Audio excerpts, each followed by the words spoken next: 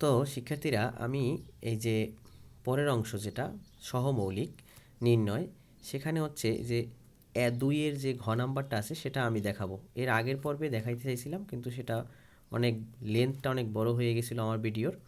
তো দেখেন 52, এটার আমি গুণনীয়ক বের করে রাখছি। এরপরে হচ্ছে 52 দ্বারা ভাগ করে 2 দ্বারা ভাগ করেছি, তারপর হচ্ছে যে 26 হয়েছে, আবার 2 দ্বারা ভাগ করছি, আবার 13 দ্বারা ভাগ করছি। তার মানে 52 গুণন 1, তারপর হচ্ছে 26 গুণন 2 হলো 52 হয়, আবার 13 গুণন এই দুইটারে গুণ করলে হয় 4, 13 গুণন 4 মানে 4 তেরং 52। তার মানে 52-র গুণনীয়কগুলো হলো 1, 2, 4, 13, 26। এরপরে 97-এর গুণনীয়ক দেখেন, 97 কিন্তু 97 দ্বারাই ভাগ যায়, আর 1 দ্বারা ভাগ যায়, এছাড়া যায় না। কারণ কি জানেন? কারণ হলো আমরা কিন্তু একটু এর আগের পর্বে যে মৌলিক সংখ্যা শিখেছিলাম, 97 হচ্ছে একটি মৌলিক সংখ্যা। লিখব 97 এর গুণনীয়কগুলো হলো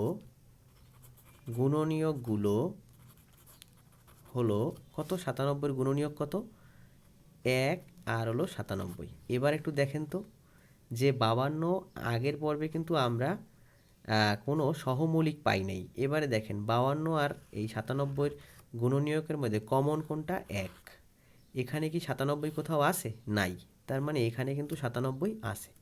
তার মানে হচ্ছে যে কমন কিন্তু শুধুমাত্র 1।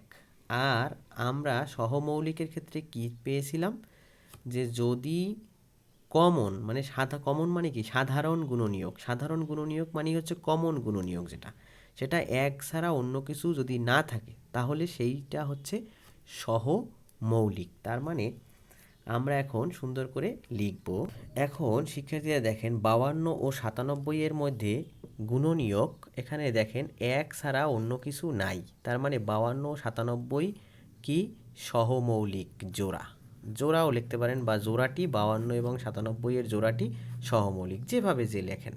তো এইভাবে দুইটা গুণনীয়ক বের করে আমরা করে ফেলব। তো এই ছিল আমাদের সহমৌলিকের অঙ্কগুলো। এখন এই যে একবার কাজে আছে যে 31 এবং 43, দেখেন 31 এবং 43 দুইটাই কিন্তু মৌলিক সংখ্যা। তার মানে এদের দুইজনের মধ্যে 1 ছাড়া আর কোনো সংখ্যা মানে থাকবে না। মানে কিসের জন্য? সাধারণ গুণনীয়ক, মানে কমন থাকবে না। এটা করে আপনারা দেখবেন যে 31 এবং 43 সহমৌলিক কিনা। এটা অনুশীলনীর উদাহরণের কাজে আছে।